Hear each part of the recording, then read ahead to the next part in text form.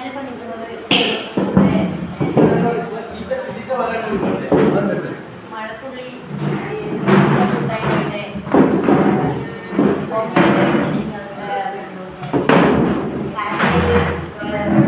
ഇവിടെ വിൽക്കപ്പെടുന്ന സ്ഥലമാണ്.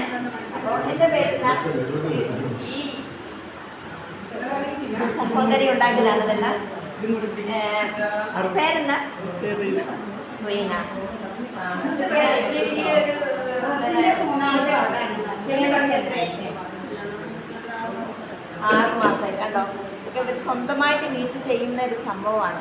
ഓരോ ഇപ്പോൾ ജോലിയില്ലാന്ന് പറഞ്ഞ് വിഷമിക്കുക, കാശില്ലാന്ന് പറഞ്ഞ് വിഷമിക്കുന്നവർക്ക് വലിയൊരു ഉദാഹരണമാണ് ഇതാ ഇരിക്കുന്ന ഈ സഹോദരി.